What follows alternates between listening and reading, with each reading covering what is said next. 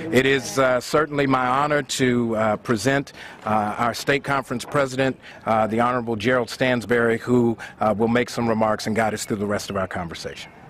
Thank you, sir. Thank you. Good afternoon.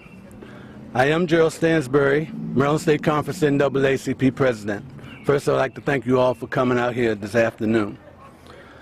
The death of innocent children, 12-year-old Tamara Rice, 17-year-old Trayvon Martin, 17-year-old Amir Brooks, 18-year-old Michael Brown, Earl Gardner, Baltimore's own Tyrone West, Freddie Gray, and over 100 others that have lost their lives in 2014 under the pretext of law enforcement have shocked our nation.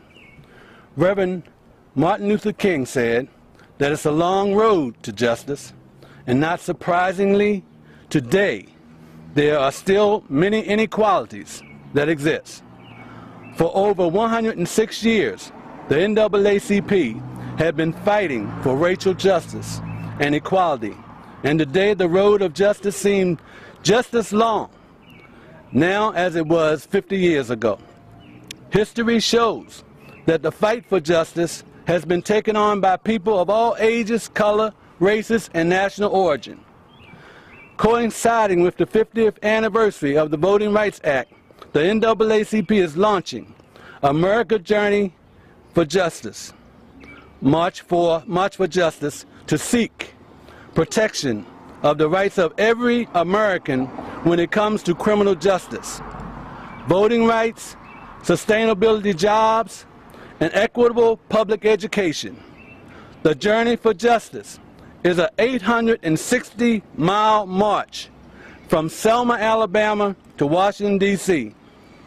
Today, we are extending a special invitation to our governor, Larry Hogan, mayor of Baltimore City, and all other mayors within the state of Maryland, other political legislators, and all people of Maryland to join the NAACP, community leaders, activists, partners of Maryland to join the NAACP at this march. If you cannot march, we ask that you join us in Washington, D.C.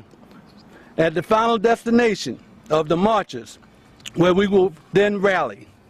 The Maryland State Conference NAACP, which consists of 24 branches, several youth and college chapters, and youth councils, along with ACLU, CASA, and other organizations, United People of the Community, have already began meeting to propose legislative action to enhance the protection of basic rights. Proposed legislation that will address reform of the Law Enforcement Bill of Rights, constitutional policing, and police accountability as it relates to police misconduct. Our branches throughout the state of Maryland are having conversation with their respective local police departments, discussing community policing, minority recruitment, and the removal of stereotyping of all people of color in an effort to build better relationships with police and community. Law enforcement and our courts have become the focal point in our quest for justice, and it's time to send a message that justice is for all and not just a chosen few.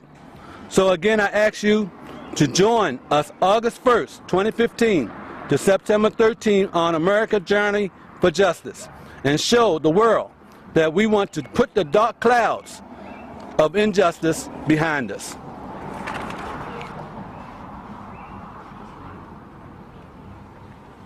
Right.